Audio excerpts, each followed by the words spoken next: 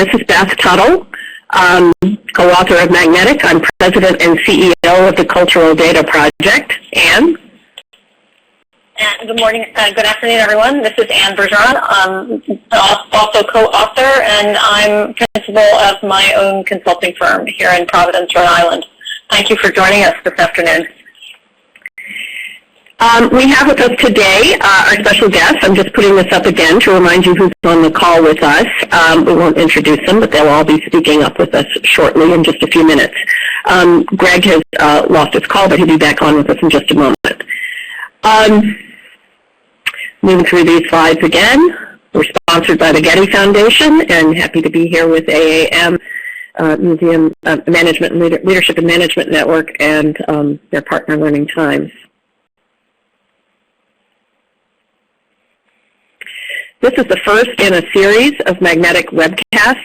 There will be 4 of these. The first is called What Makes a Museum Magnetic, which is today. The next is Building Core Alignment on June 4th. We'll be diving deep into each of these topics, Embracing 360-Degree Engagement on September the 3rd, and Becoming Essential Building Trust Through High Performance on December 3rd. And we hope you will join us for each of these programs.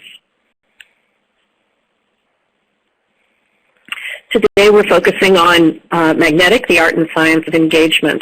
We're going to talk to you a little bit about the study. We're going to walk through the 6 practices that we identified that are common to magnetic museums, and then we're going to introduce you to the 6 magnetic museums and hear from the directors of those organizations.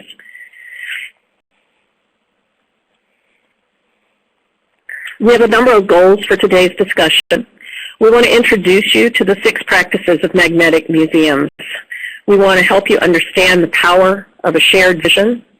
We want to explore with you what we came up with, which is a more holistic definition of the word engagement. And we want to suggest a new paradigm for what it means to be a high-performing museum. And throughout this conversation, we hope that you all will participate in the discussion with us, that you will use the chat boxes and raise your hands to notify us that you've got a question you want to post. And we're going to be talking about a number of essential questions, 2 in particular that we'd like you to think about as we move through this process. The first, are museums at a pivot point in the way they define and deliver performance and value? And second, to think about where's your museum on its journey towards becoming magnetic. We'd like to hear from you about some of what are the challenges and successes that you've encountered along the way. Anne's background, I want to start first. Anne, maybe you just should introduce yourself and talk a little bit about your background and how you came to this project, and then I can introduce myself. Well, I've been working with cultural organizations for over 25 years, started in fundraising and expanded into planning and organizational development. Beth and I met each other through the Art Museum Directors Association, and we started talking one day about some of the things that we had experienced through the work that we had done with our respective cultural organizations and museums, and kind of posited a theory about, what we saw happening in the field, and it resulted in this research study that we're about to tell you about. And my background is in marketing and communications and strategic planning and organizational development. So, as Em said, we came together, found that we had a lot of common insights that we had seen in the museums we'd worked with. So we approached this study using both an internal and an external lens on our work. We had each seen museums that were finding success through a variety of engagement practices, and we wanted to learn if there was some kind of secret sauce that was allowing them to thrive even during difficult times like the recent economic recession. So we undertook what turned out to be a 3-year research project. We started by analyzing the quantitative performance metrics of hundreds of U.S. museums between 2000 and 2010. Now, we used the data from the AAM's triennial financial surveys, so I'm going to have to stop here for a second and put in a little plug about participating in data collection initiatives like the AAM or the AAMD surveys, or if you're in a state that's using the Cultural Data Project, my pet project, the Cultural Data Project, the information that was made available to us by AAM was absolutely invaluable in terms of the learning that came out of this and in terms of identifying those high-performing institutions. What we were looking for was museums that had shown extraordinary growth during the period of 2000 to 2010 in relation to their peers. And out of that analysis, we identified 24 museums that had achieved above average results. We then followed the bright spots. This is a term that was coined by Chip and Dan Heath in their book Switch to describe the scientific methodology of looking at the causes of positive deviance. So we conducted, we did the quantitative analysis to find those bright spots, but then we shifted to a qualitative look, and we began to interview representatives of those museums to identify common themes and traits and characteristics that had led to their high performance. From those institutions, we chose these 6 institutions to profile. These 6 embodied the common traits of magnetic museums. Lastly, we synthesized a pretty wide-ranging review of the literature on leadership development and management excellence, trends in corporate talent management and customer service, and pulled together some of the best thinking on social innovation and mission impact. And we sprinkled that information pretty liberally throughout the book. Each of the museums that we studied underwent a remarkable transformation. Now, each of their stories was driven by unique forces that characterized their particular organization and their community. But remarkably, all the museums that we profiled made these changes in somewhat of the same sequence, by first turning their attention inward to create this powerful shared vision that we spoke about and an alignment among their staffs, boards, and volunteers, and then second, by turning their focus outward to engage with their audiences and communities. All of the museums we profiled became high-performance institutions by marrying their heads with their hearts, seeking both this quantitative and qualitative excellence. And the powerful threads that run through all of their stories involve authentic efforts to be open and engaging and to create moments of personal meaning and impact through their interactions, their collections, and their programs. By the end of the study, we had come to define magnetic museums in the following way. They're high-performance organizations that deliver tangible cultural and civic value. They achieve superior business results through a commitment to service, engagement, and empowerment of others. They're also distinguished by this very powerful alignment that we've spoken about around a compelling vision and characterized by the lasting bond that we find they've created through these meaningful experiences with their internal and external audiences. So here's the first question that we'd like to pose to you. What does engagement mean at your institution? We're going to take a pause here for a minute and ask you to use the chat feature to write us in a couple of your ideas and responses.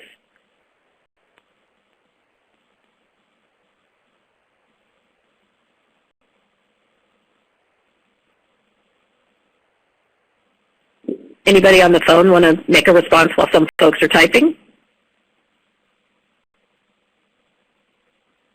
Well, this is Anne, and I'll just say that one of the things that we found as part of the study was that people think about engagement in all different kinds of ways, and that was part of the challenge for us in terms of determining what that meant for museums.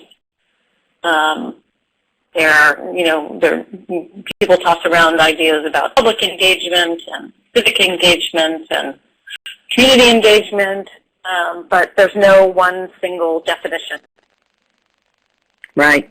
And I'm seeing people are starting to respond. Paul says it's interacting with your guests. Elizabeth from Frederick, Maryland says we talk about using a variety of methods to engage a variety of learners. I think that what we came up with as we began to define engagement through the process of this study is that there are myriad ways that institutions build trust and loyalty and create meaningful experiences in the ways in which they invite people to learn and nurture the relationship with and among them. I'm going to turn this over. Before I turn it over, I just want to look at a couple more of the responses that came in. Edith is talking about the way people visit, volunteer, and donate. So very multiple ways of connecting with an organization.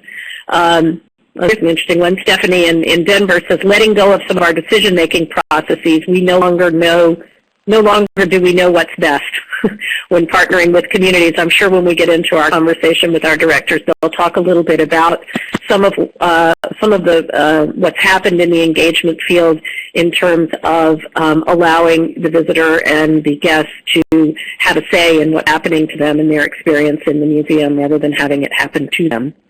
So Anne, you want to take over and talk a little bit about the 6 practices of magnetism? Sure, I'm happy to. So I'm going to quickly walk you through what Beth and I condensed to be the things that these institutions, these high-performing institutions were doing that caused them to become magnetic. The first is build core alignment. We found that every museum's journey toward becoming magnetic started with the creation of a compelling and relevant vision that was powerful enough to capture both the hearts and minds of critical internal and external stakeholders. As we learned from our friend museum researcher Randy Korn, who some of you I'm sure may know, these institutions are both holistic and intentional. Holistic in that they ensure everyone is aligned with the overall organizational vision, and intentional in identifying and working toward a clearly defined set of objectives.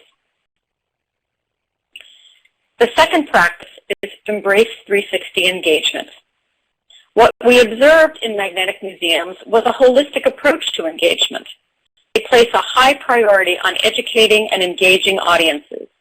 They also invest in developing and engaging their staff, their trustees, donors, and communities in meaningful experiences with their museums. Magnetic museums demonstrate that the return on this relationship-building investment pays off. We loved this quote from one of the board members we interviewed, actually at Con Prairie, who said, "The more involved I got, the more involved I got." The third practice is empower others.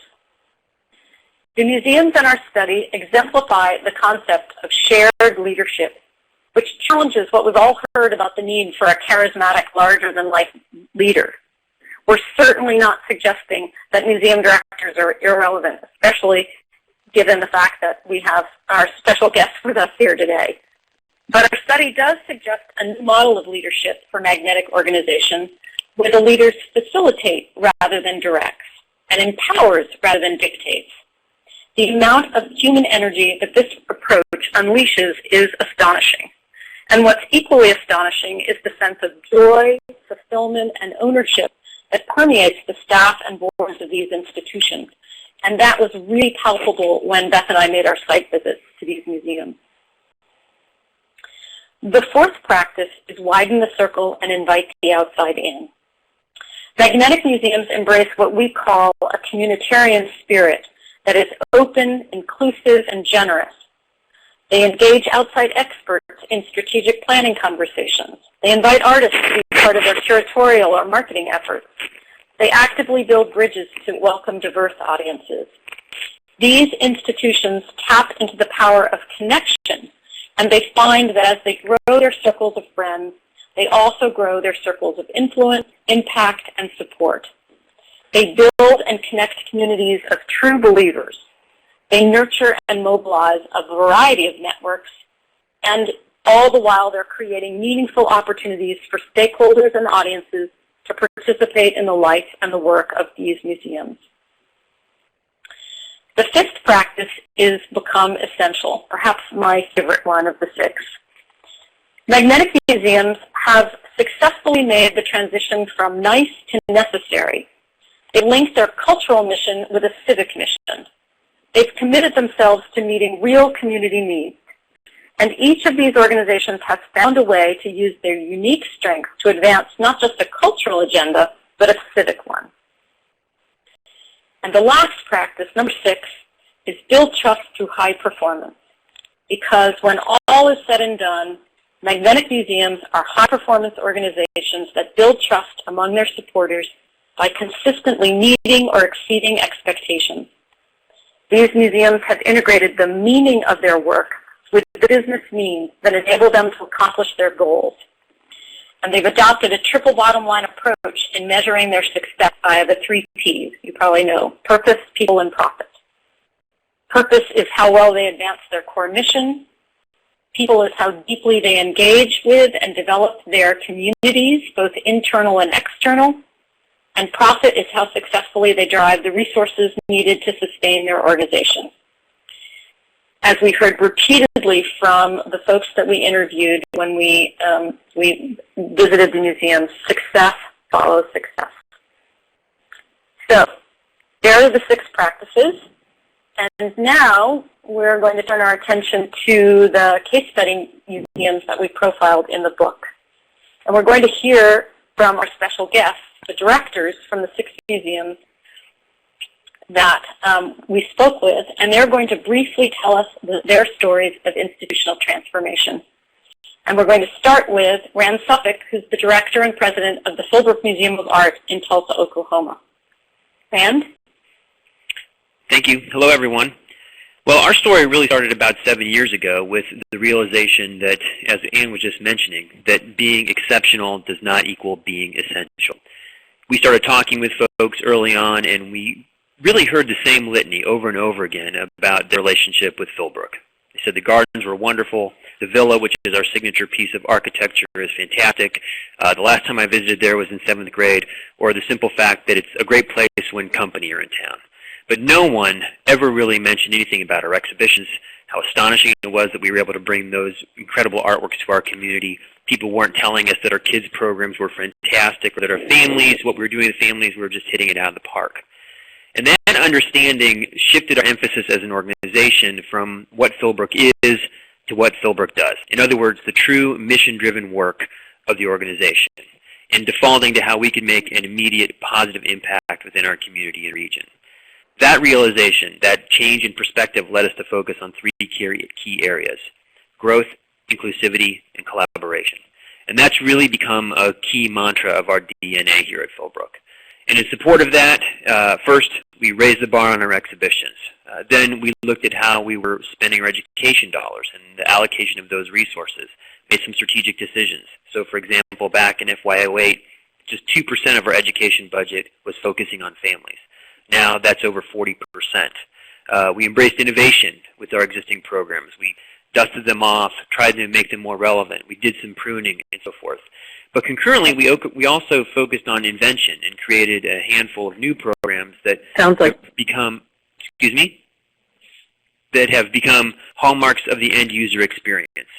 For example, we started a program called Free Second Saturdays, where we've removed all real or perceived barriers to access. It's free on those days. We've challenged our education department to rally and create a series of hands-on, family-oriented art-making activities. Pre-program, we averaged about 490 people on those days. Now we're averaging nearly 2,000 people every second Saturday of the month. So that's been exciting for us. In fact, as a consequence of this cultural shift, I think our progress has really been encouraging. We've seen about a 50% increase in attendance. We've seen a 149% increase in educational program participation from around 22,000 to 55,000 a year. And we've seen about a 22% increase in membership during that time. So while we still have a ton of work to do and we're a continuous project, I think we're striving to get better every day, and we're excited about where we're heading. Thank you so much, Rand.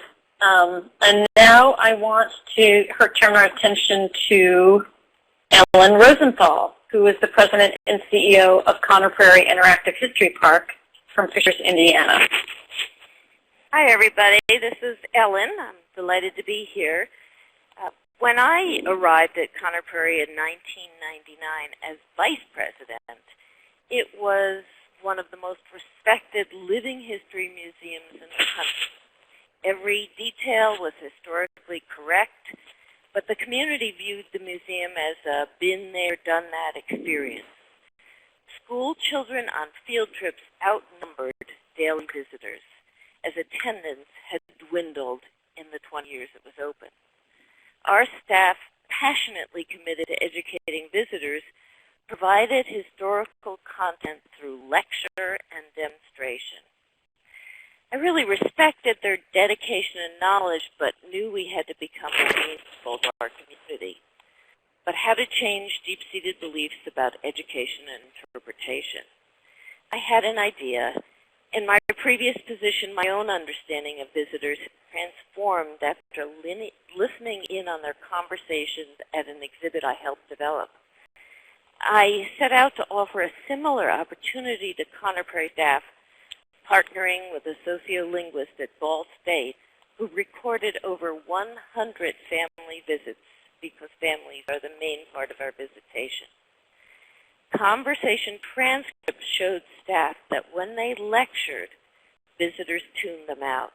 But when they involved or engaged visitors, the visitors became curious, asked questions, and learned. In response to the studies, staff developed new mandates for interpretation, training, and evaluation, which they called opening doors. We changed the language at Conner Prairie, and visitors came to be called guests, and guests at the center became our mantra and our guiding values. We talked of individualizing experiences and allowing guests to follow their own interests because everyone is unique and every family is unique.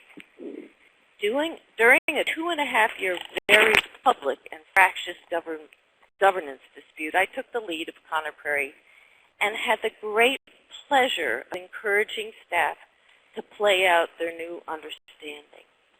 The entire staff worked together to create a new mission of inspiring curiosity and fostering learning, a far cry from educating through lecturing. They took off with ideas to inspire and engage our guests. You see some of those ways flashing through here. Guests in 1836 Prairie Town now become part of the action. In Disney-like technology immerses guests in a raid on Indiana during the Civil War. Now a nature trail involves guests in looking at our 800 acres as our largest historic artifact. And our staff has been unafraid to experiment.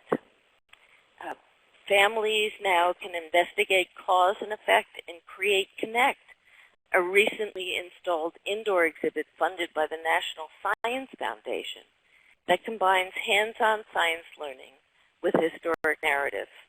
You see on the screen now an image from Animal Encounters. This was the brainchild of our ag staff, who realized that most children today do not get to hold baby farm animals.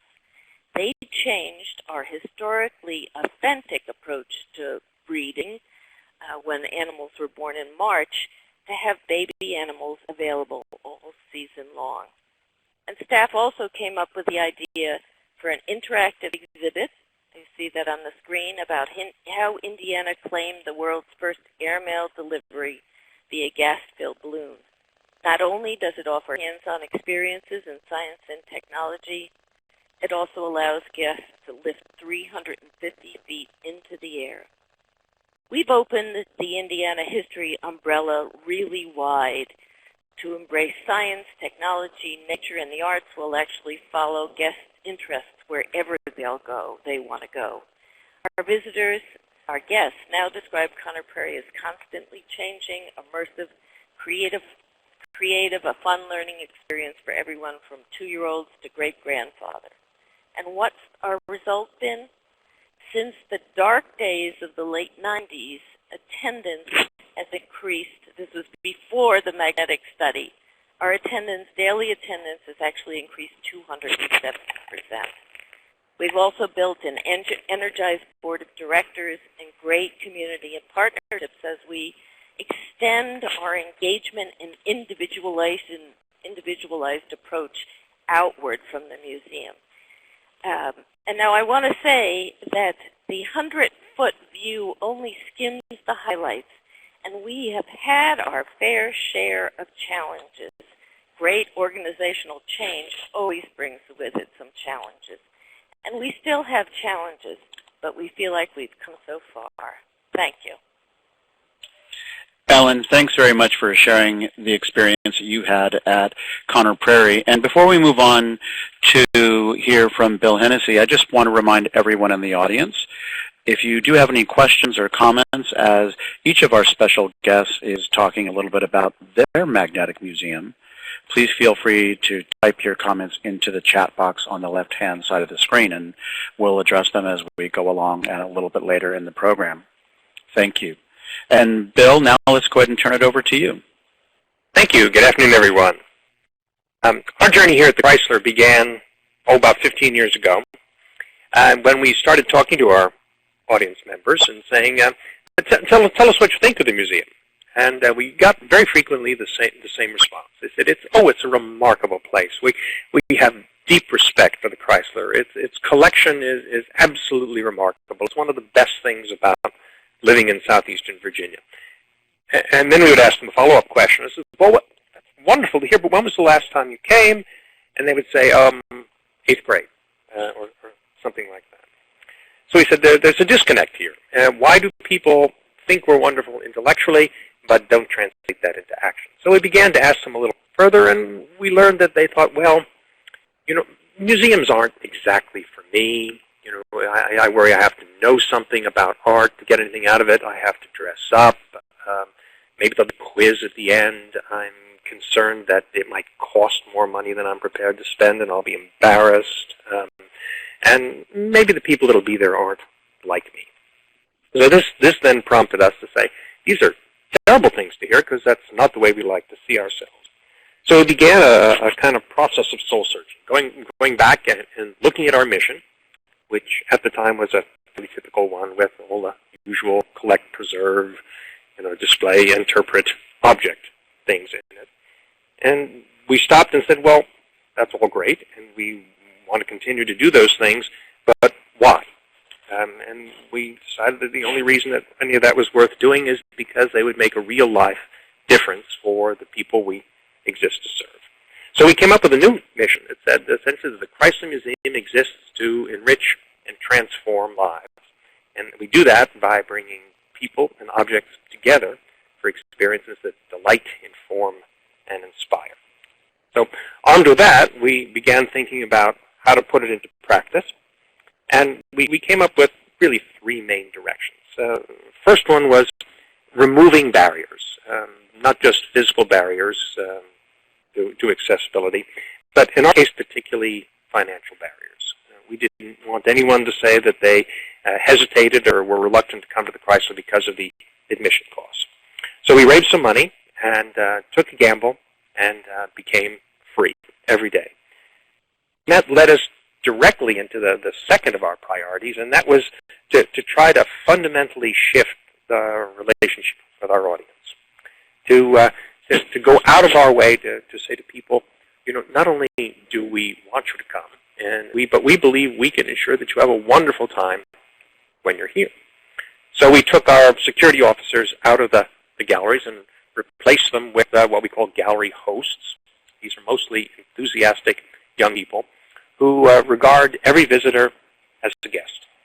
They open the door for everyone who comes up to the front of the museum. They greet them warmly, and they do everything they can to make their visit a happy and rewarding one. We've even had gallery hosts go out and jumpstart cars for them. And that's been a fairly transformative thing for us, too. Gallery hosts work with the rest of the staff and answer every visitor's question. And if they don't know the answer, they find someone who does. And if that's a curator who's laboring away at their computer on a catalog, the curator realizes that the most important thing is for them to hop up, go into the galleries, and talk with our visitors. And then the third thing we did was try to make the experience of the Chrysler a much more active and involving one. There's a slide up on the screen now of one of our gallery hosts who has taken part in our annual Halloween costume competition. Dress up as your favorite artwork. We ask our visitors to come as their favorite works too. We have completely rethought the way we do our interpretation. We've changed the language with which we write our labels. and the way we talk about the objects so that they're free of jargon or insider mystifying things. And then finally, we decided that because we have a very large glass collection here, and because the question we get asked more frequently than any other about objects in that glass collection is, how are these made? That we needed to create a glass-making studio. So we took an old bank building adjacent to the museum's parking lot and converted it into a working studio where every day folks can go and see free demonstrations at noontime. They can, in fact, take classes to try things out for themselves. We have events that take place on third Thursday of each month in the glass studio in the museum that combine glassmaking with music, refreshments, and that's opened up a whole new and younger and hipper audience for us. And then finally, the glass studio has enabled us to reach out and make partnerships with working artists in the community who can rent from the studio, and with a group of 4 local colleges and universities who actually teach courses actively in our facility. That led us, in turn, to become one of the lead partners in the creation of a new arts district here in Norfolk that is adjacent to the museum in what's kind of a wasteland at the moment. So taking these 3 things together, this revisiting our mission, removing barriers, shifting our relationship with the audience, and with it, the staff's attitude towards the audience, and then being a bit more active in seeking partnerships and in building dynamic relationships with our visitors, we feel we've created in some ways a new institution, and one that I think our audiences like.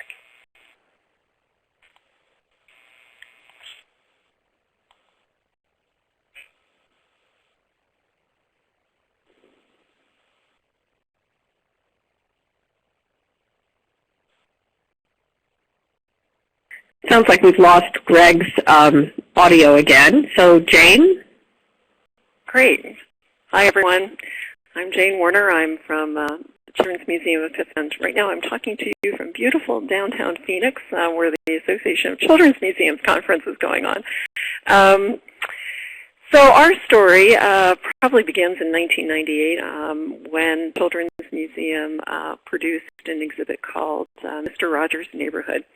And at the time, the museum was a 20,000 square foot museum in a beautiful old historic building. And we were seeing about, 80,000 people a year. And when we opened the Mr. Rogers exhibit, within 6 months we saw 83,000 people. So we knew that there was an audience there. I became executive director in '99, and at that point we kind of thought about, well, let's think about expanding the museum and how would we do that, and what would be the principles around that. We kind of all landed on this notion that our exhibits would, our mantra was play with real stuff.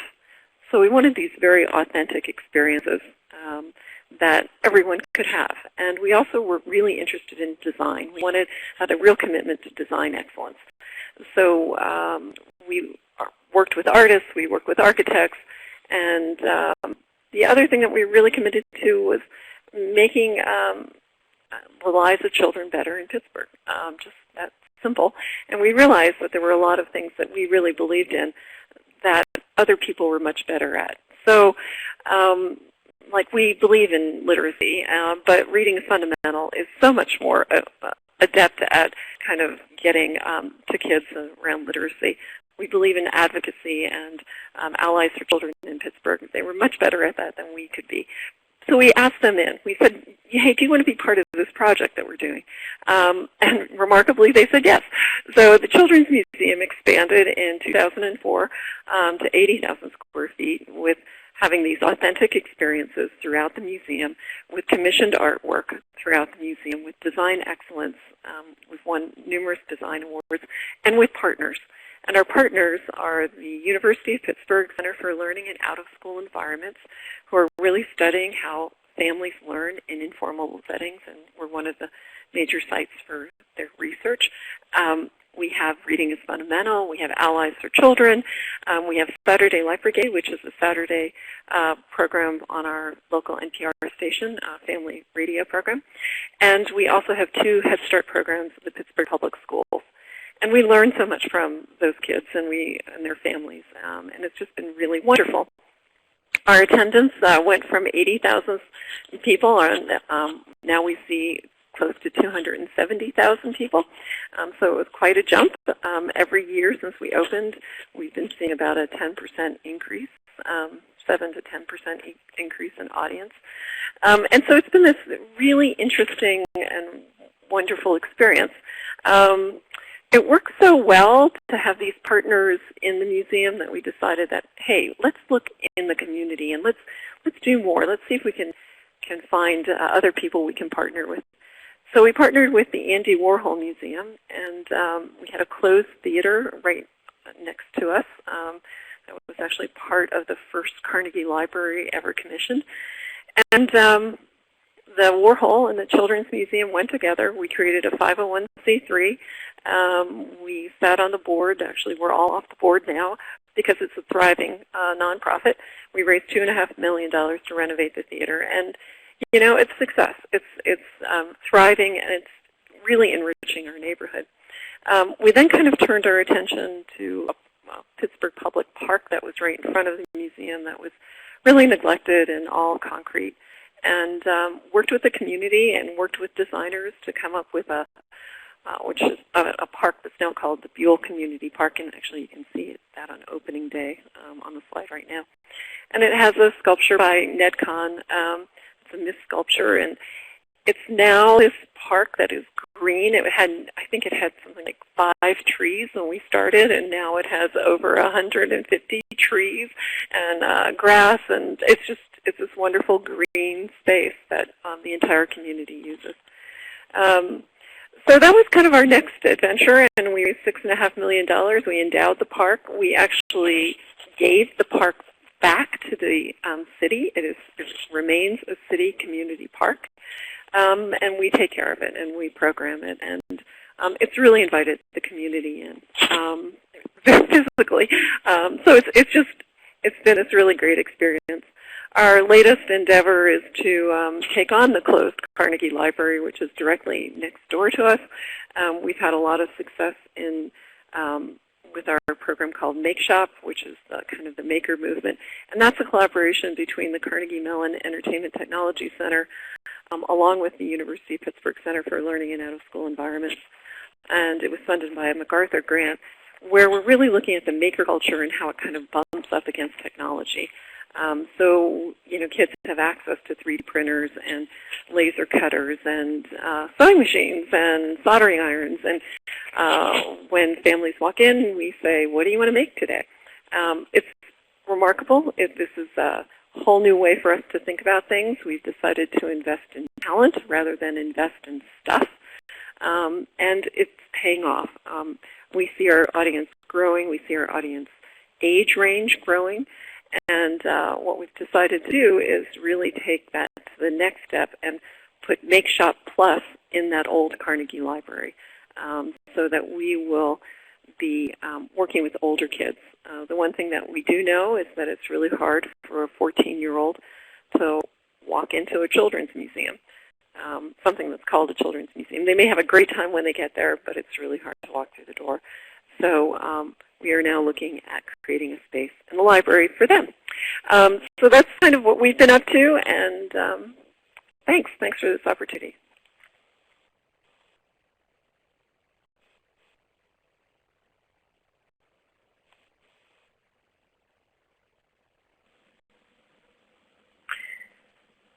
So next we have Glenn Dobrogosh from the Greensboro Science Center. Glenn, do you want to take it over? Sure. Well, hello, everybody. I first want to say it's very humbling to be considered a magnetic museum. I can tell you from the start, for me, at least 10 years ago when I took this job, the goal was not necessarily to be magnetic. Obviously, you want to succeed and have the community love you, but the goal was to make the organization far more kinetic. Our goal was to get this place moving. It was founded in 1957 by the Junior League as a small nature museum. It was taken over by the city. The city ran it in a fairly impressive way for several decades, but we always say, thank goodness new kids are being born with the old museum because parents had reason to take them or come back. But that wasn't good enough. We wanted to be kinetic. We wanted to be out in the community. We've got museums that are 40, 50, and 60 miles away that are top-notch science destinations. And so we had to ask the question, how are we going to succeed? What's going to compel people to come out here? And so bottom line is that we had to figure out how to, one, out-create, two, out-compete, and then out-compel people to return and come back and see the new things that are going on. So in essence, for me anyway, the first couple of years were just trying to figure out what was going to work for this community. And so we did a big survey, about 550 people in the community, and in short, asked them what they loved about the museum, what they didn't like about it, what they wanted to see stay, what they wanted to see go away, that kind of stuff. And we got very general answers, but we got some core answers. And we saw what people wanted, we saw what they would come back and they would support. And so luckily in the meantime, we had some money in hand to build a zoological park out back, and called Animal Discovery. That park basically started the transformation to the next level. We went from about 125,000 visitors a year to 250,000 visitors a year solid, and a newly engaged visitor. They could look eye to eye with creatures. They could do keeper talks with our staff. It was just taking us to the next level. So then we're thinking, okay, what do we do next? We wrote a master plan called Science City USA. And it's a pretty grand vision, but we didn't have the money to take it to the next level. So after the success of Animal Discovery, we basically went to the community with hundreds and hundreds and hundreds of presentations, very dynamic, very lively, very kind of odd presentations to kind of take people by surprise in the ideas that we're trying to formulate for this community. And then with the support of our local mayor at the time, basically at the deepest, darkest point of the recession, went to this community and say, we're looking for a bond referendum. And basically they voted in with an overwhelming majority, handed us $20 million to then execute the remainder of the Science City USA vision and plan. We're now in phase one of that plan. Basically, we just opened our aquarium, our Carolina Aquarium project, which is about a 24,000 square foot aquarium focused on endangered species and kind of the bridge between animals that live in and around water and the science around that. And that has now catapulted our visitation up to what this first fiscal year will be about 420,000 people. So dramatic jump beyond that. In addition, we've added a lot of smaller things, a new cafe, new gift shop, just the amenities people want to see. And right now, with our very, very talented staff, we decided, okay, we're not going to go to consultants this time. The staff, who in many ways, I think all of our staffs are as good as any consultants out there, are the ones driving phase 2, phase 3 vision. We're working through it right now. So it's our ideas. We own it. And that makes all the difference in the world. So staff owns it. Board buys into it. They're completely supportive. It's a big team effort. The community's bought into it.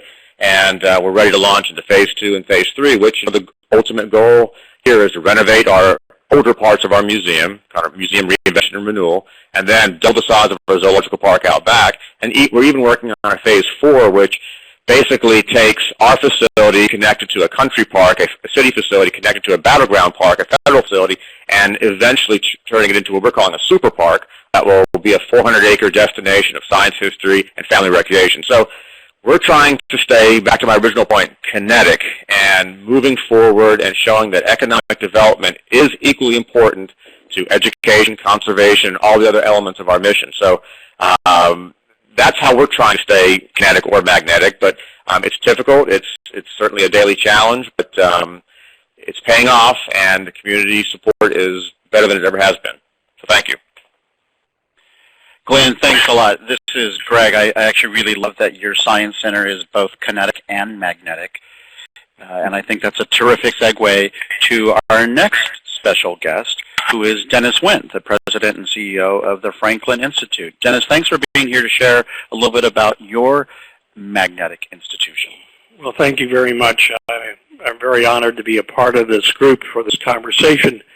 And one of the benefits of being last is listening to everyone else and being somewhat awed by the tremendous work that others have done, but also that there's some common themes that I've heard from all of the previous directors.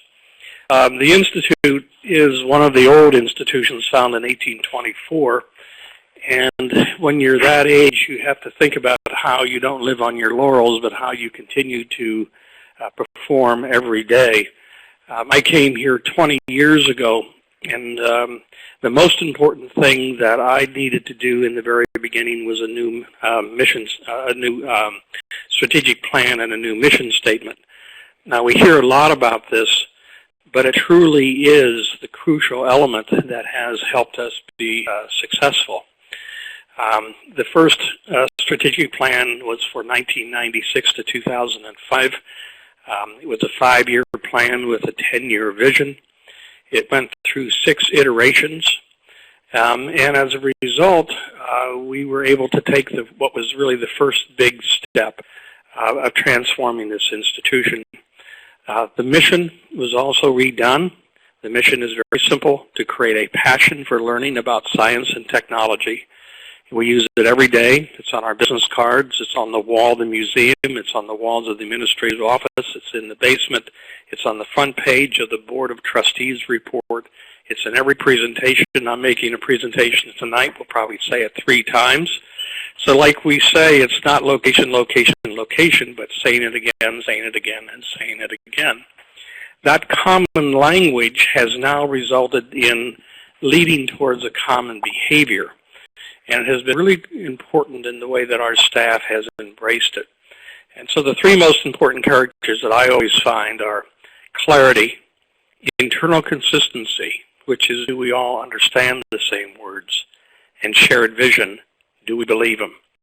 And we spend a lot of time just focusing on those 3 things. We hear today a lot about what's going on in our business. One of the guiding business principles was no margin, no mission. We hear that often said today, but 20 years ago when we developed it was really quite innovative. And I will also say that the staff had real difficulty understanding it, because they would say, what do you want? Do you want us to make money, or do you want us to achieve the mission? And the answer was, in order to be a sustainable organization, you have to do both. And so we talk about the tyranny of the or, which is really one of Jim Collins' comments, where it's not an either or, it really is an and conversation. And today that statement is really well understood and drives the business and the thinking of our staff. We have a new strategic plan which was launched in 2013. It goes to 2018, and it's quite a departure from what we've been doing in the past. It talks about the 24/7 learner and the 95% solution, because we believe that the way that people learn today is going to be fundamentally different than in the past. It is much more, because of the technology, much more self-directed. And to be a place only that people come to, I think, is not going to be a sustainable model into the future. So we are investing not only in this place, but we're heavily investing into digital learning and moving into the community. And we've launched 2 programs into the community. One is we've started a science technology high school called the Science Leadership Academy in partnership with the School District of Philadelphia. It's a magnet school, not a charter school. It is now the 3rd highest performing high school in the city. And the other is the Philadelphia Science Festival, which we just ended the 4th year of the festival. We had 175 partners putting together 125 programs that were on street corners, in restaurants, in bars, in cemeteries, in places where people live, where people work, and where they play. And one day we had the Science Carnival around our building, and we estimate over 30,000 people came to celebrate science and technology with all of these other partners. So a real key to us is that partnership, because it's the personal engagement that we've heard about from others. It's a personal engagement not only with our partners, but certainly with our visitors. So I appreciate, again, the opportunity to share a few thoughts. Thank you very much. Thank you very much, Dennis. And now this is an opportunity for everyone in our audience. If you have any thoughts or comments you'd like to share with any of our special guests, please feel free to do so. And I wonder, Anne and Beth, I know you've been more intimately involved in these magnetic museums we've been presenting, but what are some overall themes? What are the connectors?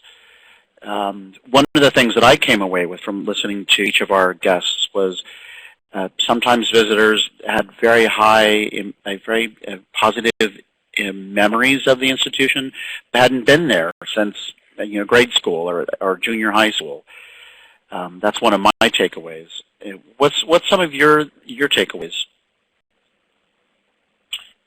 This is Anne. I think that one of the things that we routinely saw was that each of these museums listened really carefully to what their stakeholders were saying about them. They talked internally amongst themselves first, and then they really invited in the community to hear what they had to say about the organization. And you heard the directors talk about that process. And they used what they heard and what they envisioned for the future of their organizations to really create those paths. And you also just heard from Dennis about how incredibly important the strategic planning process was, and that not to make short shrift of that. Yeah. Well, to that point, let's go ahead. Oh no, I was just going to say the other thought that I would comment on is that there is concurrent with that listening to what the outside world is saying about your institution was the fact that they really listened and observed what was going on in the community. And they found what was important and mattered and was real and meaningful to community in terms of its own self-identified needs, and without doing it in any kind of an opportunistic way, found the intersection for their own mission with what was happening in the world around them, and then began to walk that path together. And that's where the relevancy really began to come to the fore. Mm-hmm. Well, here's a couple of questions that have come in from our audience related to staff buy-in or staff engagement. And I open this question to any of our special guests. What was your strategy for engaging your staff in this shared vision, and how difficult was it to get them to buy in to this new philosophy of change? Well, this is Dennis here. One of the things we came off of a very successful exhibition with King Tut in 2007. The most visited exhibition in the world that year, tied for the most visited exhibition in the history of the United States. We thought we were really doing well. And we then, right soon after, did a climate survey with our staff. And frankly, we got hammered. There was a lot of stuff we didn't hear, we didn't know was going on, a lot of feelings that staff had about the way things were working. And it took us really, sort of was a 2x4 across the side of the head, which is we need to do something different. And out of that came a whole series of strategies, including staff committees. Staff drive a lot of the activity that goes on. We've continued to do the climate surveys to see whether or not we've made progress. And just a lot of things. It's not about money. It's not about a salary. It's about how people feel valued and the role that they have in participation. And like I think many of us, it is not something you ever solve. It is the ongoing process of not just listening and considering, but actually taking appropriate action.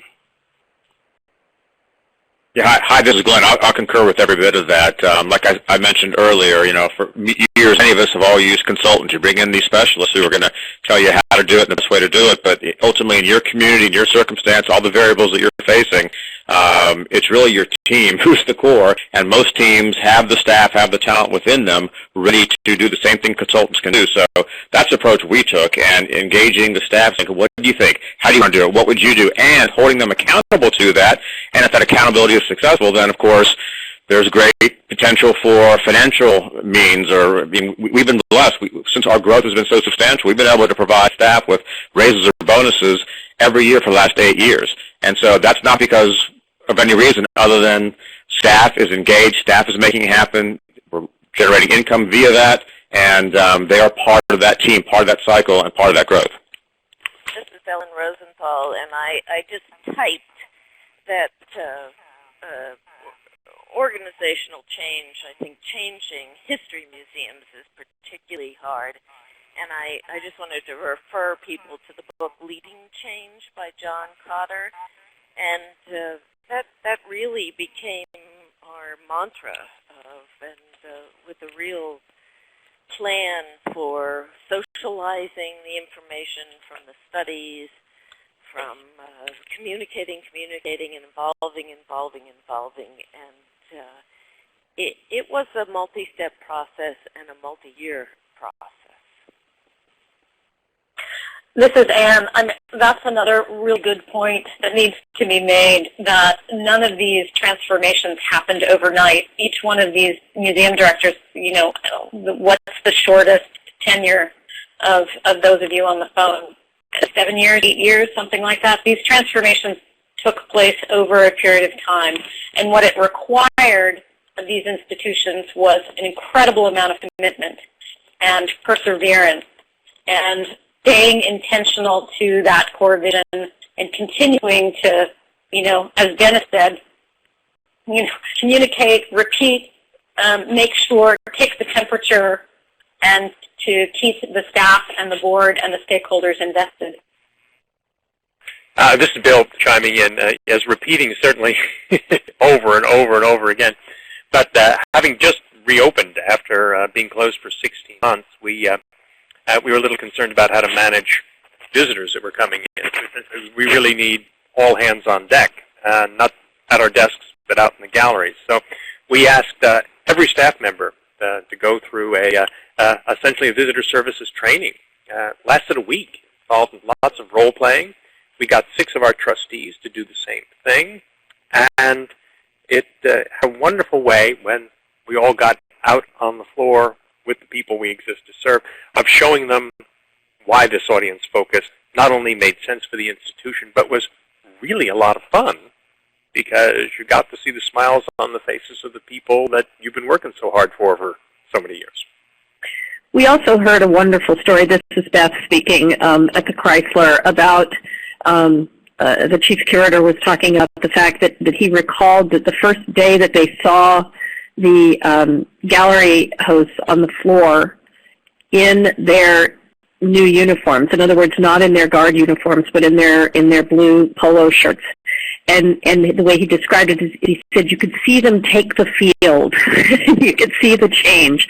And I think there are these moments where the vision becomes visible to everybody, and you need to make sure that people stop and take account of those moments, because I think that oftentimes, even though we at the helm of our organizations are repeating and repeating and repeating, people are so busy in their own heads and their own ways of doing things that often the change is happening around them and they don't see it.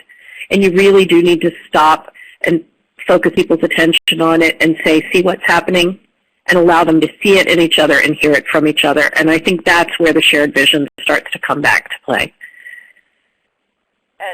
This is Ellen. At Conner Prairie, we actually had before transcripts and after transcripts, and it was visible how the conversation on the grounds changed when they implemented opening doors. And I think it's right. You celebrate those successes and really make an effort to acknowledge people's efforts to share the vision. This is Rand from Tulsa. I would just kind of compliment the comments of my peers here by talking a little bit not just about a shared vision, but also a shared framework for getting stuff done within your organization. In the book, we talk about our team here has something we call the 5 I's of organizational impact. And without going into them, everybody knows what they are. Everybody understands where we're headed. It's a quick, pragmatic, top-of-mind understanding of what our key values are as an organization. And I think what's wonderful about it is that if it's backed up with conviction, backed up with resources, and also expectation, this framework not only does it guide me and our executive staff, but it gives us an opportunity to lead through others. It encourages people and gives them the latitude to be bold. They can make independent decisions. They can challenge each other. And they can also take risks because our values and our direction is set. But it also provides, I would say, sort of a collective conscience, which jumps in and guides our investments and the development of our intellectual capital. But on a day-to-day basis, people can kind of take our temperature and find out if we're progressing forward. I think that's just for us, that's been a key component. We had a fantastic strategic plan. I wouldn't minimize that in any way, shape, or form. We've got a great mission statement. Certainly that's the guiding light. But for us here at Philbrook, a really important component was creating that shared framework so that regardless of what your position was within the institution, you could see that you had a role to play and you could help move us forward. And this is Beth. I also just want to add that every single one of your organizations had some growing sense of, and this isn't a plug, but you were all practicing data-informed decision-making. I mean, Rand, you talk about your framework. Ellen, you all were watching the numbers and seeing how that progressed. I know, Dennis, in your organization, it's a very data-driven organization. And I think that what that amounts to is that these are all learning organizations that they know what they're trying to accomplish. They're monitoring towards that progress. They're evaluating how they're doing, and they're course correcting based on what they learn. And the data is what's really helping them make those decisions. This is Greg, and I think what you all are talking about is an excellent segue into the question that we have up on our screen here that we are posing both to our audience and our special guests. And these are some phrases that Ann and Beth, I know that you addressed to our panelists at the annual meeting in Baltimore. And so we've asked them to each respond to one of these particular areas. And while they're doing so, we're hoping that you in the audience will think about one particular phrase that you might use to describe magnetic museums, and perhaps give a quick example of how it manifests or might manifest itself in your institution. So I'll turn it over to our panelists to leap into these questions that we've given you. Well, hi, this is Glenn. I think the holistic and intentional was mine to delve into first, but I mean, intentionally holistic is probably the purest and cleanest way to describe who we are and what we do. We're a broad organization. When we were developing our master plan, we weren't looking about how we'd compete with other organizations and what they're doing, but we were looking and asking the question, what are they not doing? And what they were not doing was being a broad campus that encompasses multiple science disciplines. So we decided to go in the direction of, okay, we're going to become a larger campus that's going to include an aquarium experience that's accredited, a science museum experience that's accredited, and a zoological experience that's accredited, and have all three adventures in one. And that was our tactic. It seems to have worked. It's kind of one-stop shop for science. That's kind of the billing.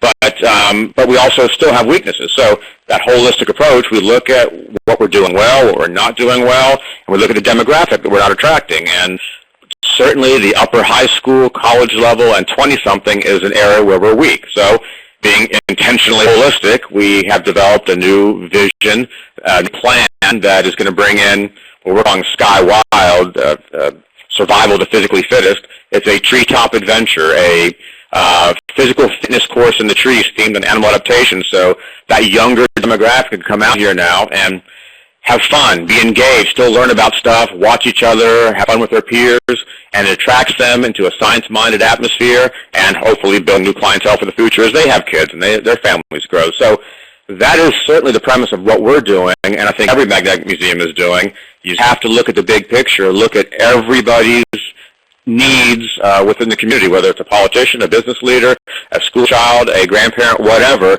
and look at what you're providing for them and make sure it's part of your organization.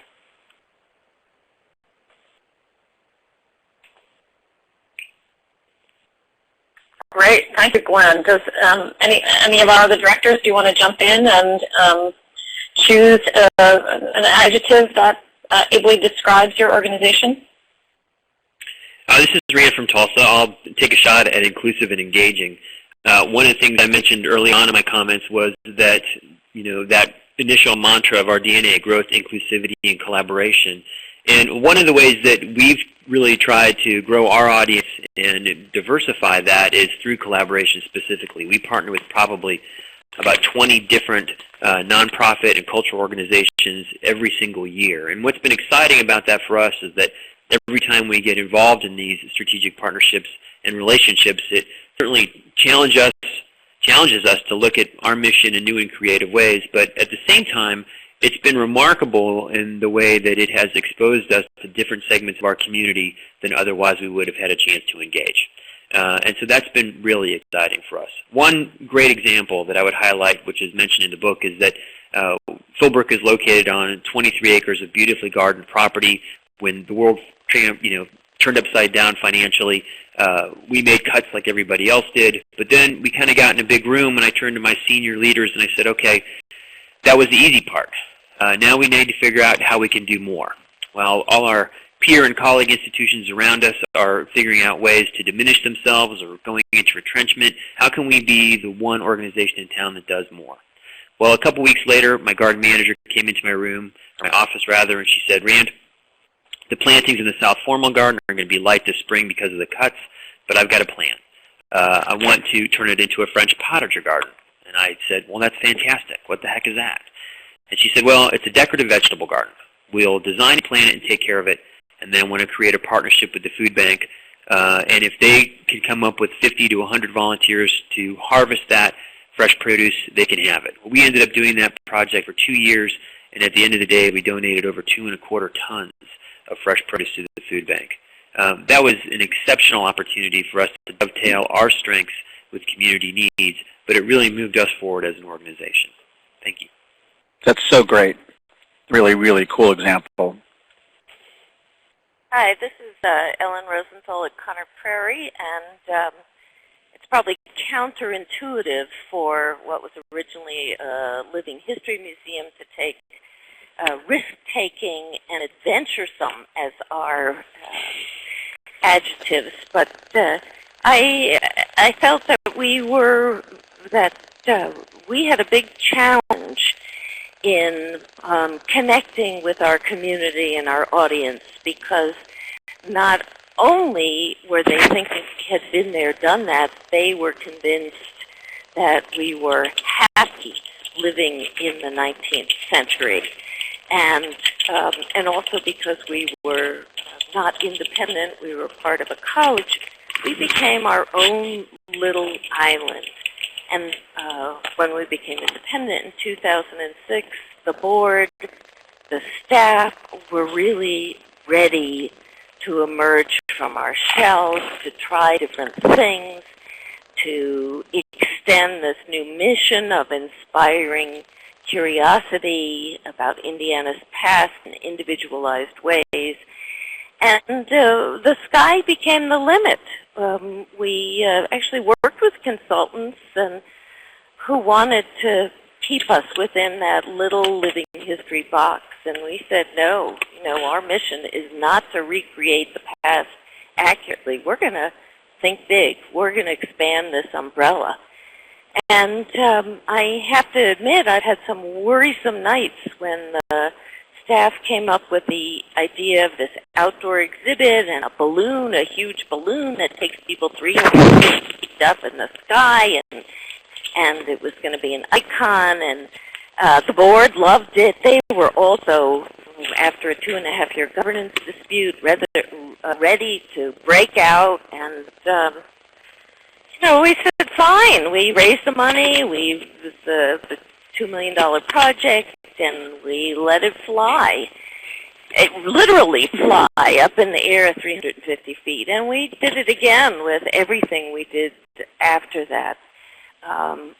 What that's done is to really put us what it's done is to allow staff to understand that we can try things, we can try events, and see how they work, be data-driven and strategy-driven, but try things, see how they work, and we learn from everything we try. We're not, I don't think the staff is worried about failure. They feel like we're expanding, we're exploring, and we're learning. And And the interesting thing is, especially as we got into STEM with this Create Connect and got a National Science Foundation grant, that our guests think it's all a part of what Conner Prairie is. It's immersive, it's engaging, it's fun learning, it involves the whole family, and they actually don't feel like we have to be in the box. The pushback comes from the outside community who still believes that Conner Prairie is the place they visited 20 years ago. And I hear that from other organizations too. So I'm pleased that we've been risk-taking and adventuresome. Thanks.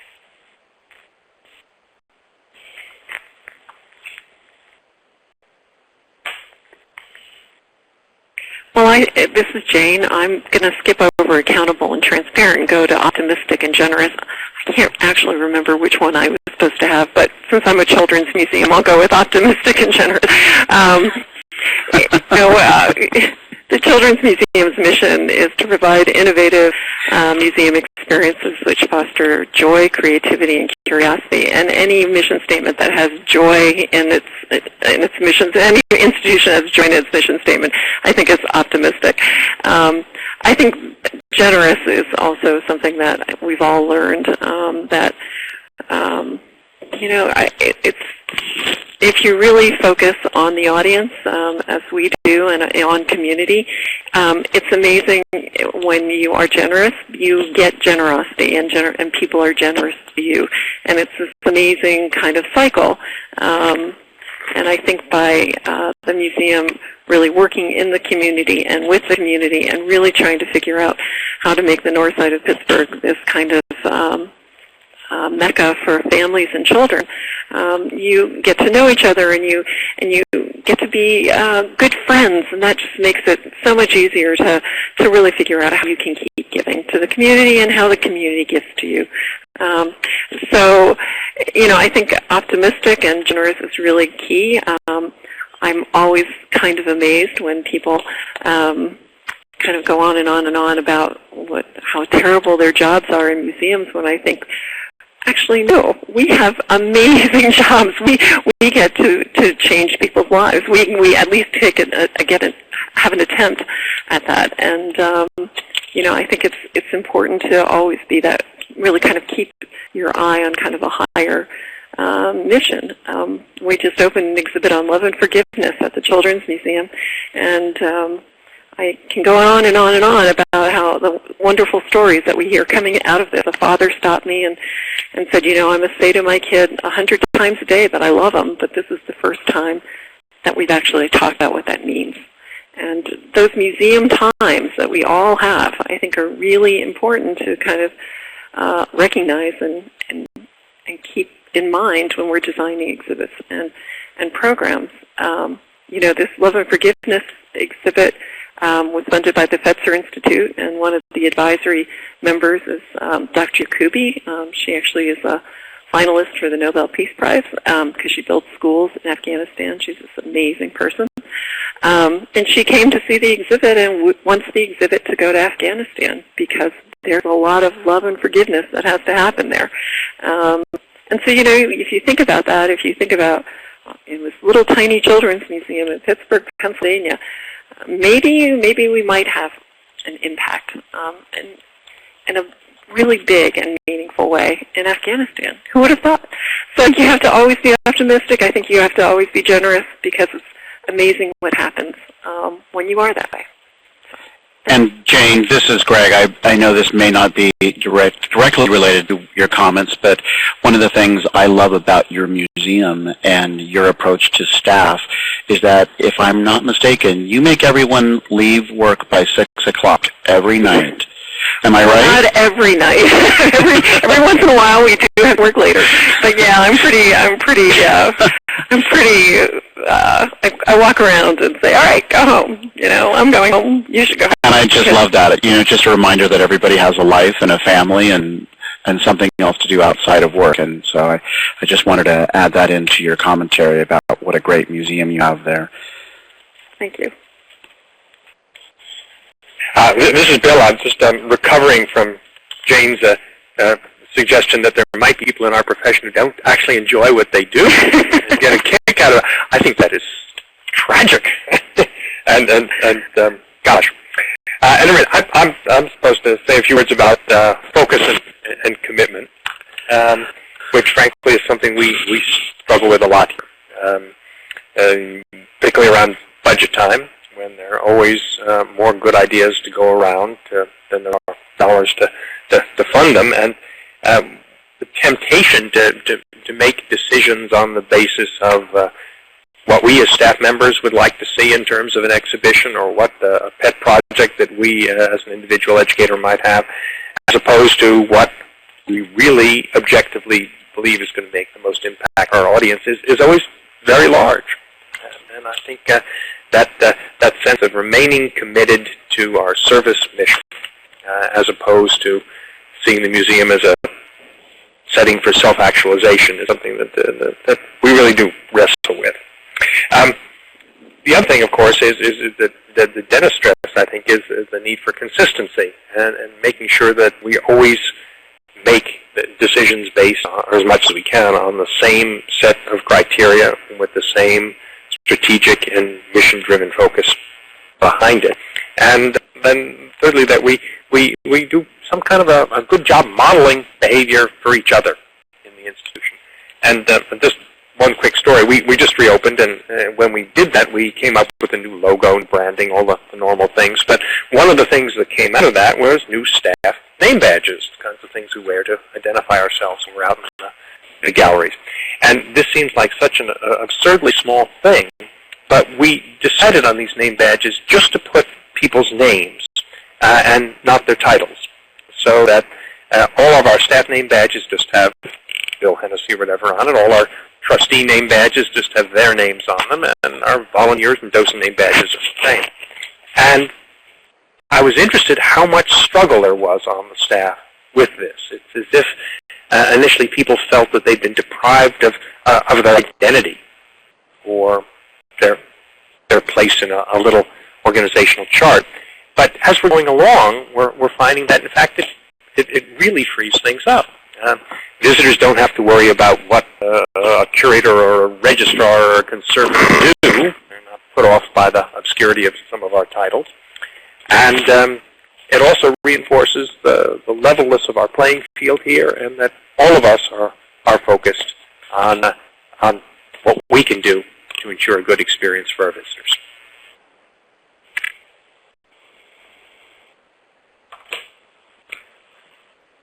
Okay, this is Dennis. I think I'm supposed to talk about performance-driven. For better or worse, we're a science museum, and because of that, the culture of science and how science function is a part of our core values. So we do a lot of performance measurements. We have a weekly performance report, probably 15 pages, that looks both at the past week, year-to-date, and a forward look as to what is happening. We have a visitor scorecard, which we review every week, of 11 characteristics. There's at least 3 visitor surveys. We do a lot of work in terms of web-based performance review, particularly digital, because the whole digital social networking is so important in terms of getting both our content but our message out. And we recently developed a dashboard of the major institutional performance measures, which are reported now on a monthly basis. So there's a lot of, you have to begin with where your goals are and then measure how well you are achieving those goals. We spend a lot of time also looking at trends, because the trends, both internal but largely external, will have an impact in terms of how our community perceives us, how they're going to spend their discretionary time, discretionary money, and what are factors that are going to affect us. And I've particularly found the Future for the Center of Museums report has been very, very helpful for us. That was something we had talked to AAM years ago, and I'm very, very glad that they did that. But we also recognize that in order to be innovative, you cannot measure everything you're going to do because it's not always clear as to where you want to go. So we always have a section which we call the vision for the future, which can be a little bit more amorphous. But it is an idea that we want to explore, and wrapped around that, which is something we've heard others comment about, is a concept that we use called pilot, test, and learn, which is let's try this. Let's just pilot it, test it to see how well it's doing and what did we learn. And if it works, we build it out. And if it doesn't work, we pitch it and start over. It has really been a relief to our staff that they don't have to feel as though they somehow have not been successful or they failed or whatever, because it has really said this is the model that we want to pursue. And I've been just so pleased with the creativeness of our staff and how they've been thinking about new ways of doing our business. Dennis, this is Greg. In many ways, what you just described, the pilot, test, and learn model is very much in line with design education, the principles behind that being trying something out, testing it, and learning from your mistakes. And as you said, if it doesn't work, you don't do it anymore, and if it does work, then you build on the success of that. So it's very encouraging to hear what you all are doing in your institutions. And Dennis, I appreciate you mentioning the future of museums as a driver for the work that you're doing as well.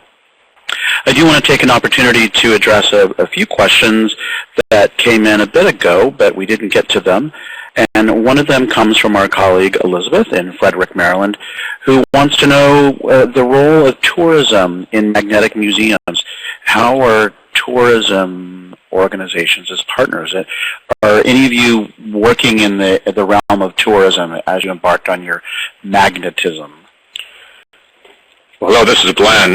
There's no doubt tourism is a huge factor in our trajectory, just simply because in order to gain the confidence of certainly the local political leaders, business leaders, they want to see our community, Greensboro, up and coming. They want to see it competitive with other organizations, other cities, and so the fact that we have been able to move from about 20% out-of-county tourism to now about 65% out-of-county tourism, that's huge. And so that's a number you get to put out there in front of the people that matter, and they say, okay, it's bringing in the purest form of tourism, economic development tourism. So basically, I would not discount tourism in any form or fashion for any facility.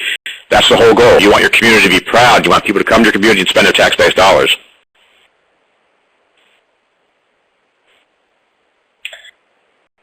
This is Anne. I would jump in and just add to that you also have to look at your community too. And if you are in an area that actually doesn't focus on tourism, I think you're in a different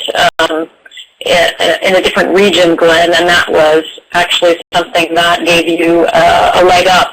But not every museum around the country is located in areas that can use tourism. So it has to be germane to your organization. This is Dennis here. Well, Philadelphia is, I think, now the 6th largest metro area in the city, in the country, 5th or 6th, but halfway between Boston and, Washington and New York. We used to talk about tourists stopping in Philadelphia for the 3 Bs, the bell, the bathroom, and Ben, because they didn't stay. And they were traveling somewhere else. So there's been a real effort to have people come and stay here as a destination, but that is still very much of a work in progress. Well, here's a question that came in from Melissa, and this goes back to, I guess, one of the core aspects of becoming magnetic, and that is engaging your staff. Did any of you find significant obstacles in the path of helping your staff be really interested in this transformative approach? And were there times you felt it was impossible to move forward? And Ellen, I think that there was a comment that came in earlier that you had something you wanted to respond to. Well, let me just respond to Melissa's. I think the hardest thing to change were existing frameworks in our staff of what education meant, because they were passionately devoted to education. And at a certain point, if they could understand the new concept of learning, that learning comes through engagement and you follow interests and you're motivating, then they could get on board. If they couldn't understand or weren't willing to understand the key concept, then I think there was really it was difficult to move forward with those particular people. And I think that we also were very mindful of who we hired, that they already shared our values and shared our view of how learning could occur and the importance of it to the community. And were there, Ellen, were there any times, or actually any of you, any times where folks just couldn't get on board and you had to make some difficult decisions?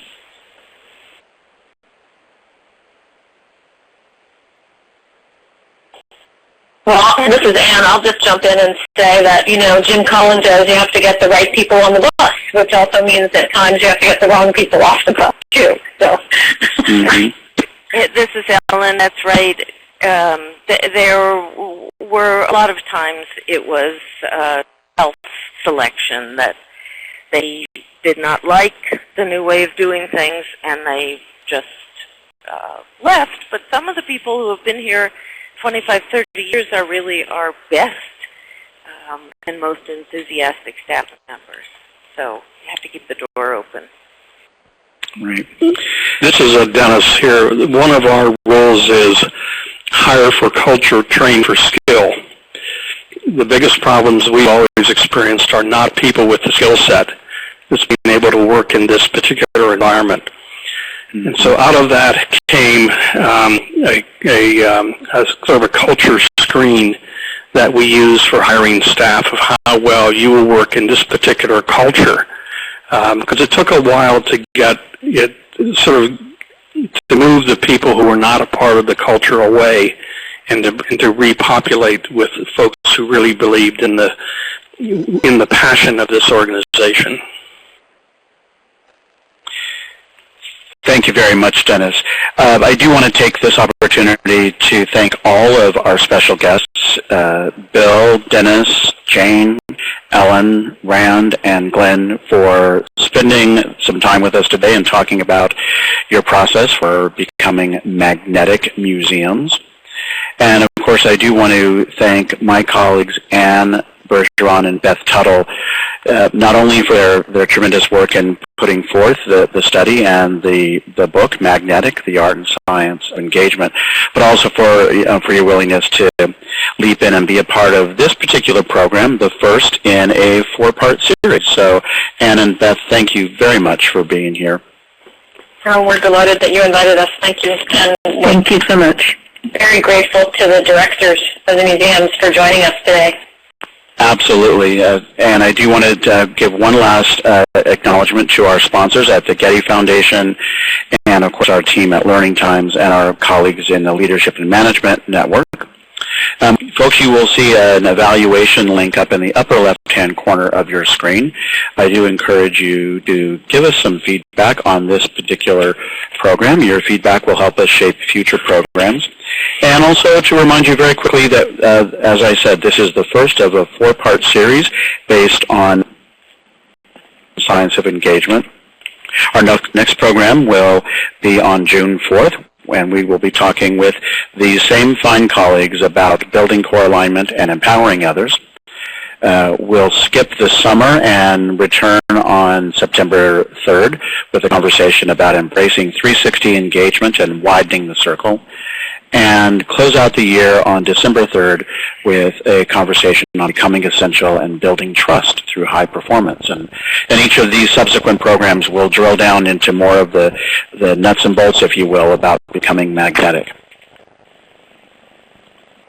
And as a quick reminder, Magnetic, the Art and Science of Engagement is available through the AAM resource, and you can click on the resource tab from the AAM homepage online and get a copy for yourself if you don't already have it. And I think we're just about out of time. I do want to say thank you all for participating in today's program. My name is Greg Stevens from the American Alliance of Museums. Have a terrific afternoon.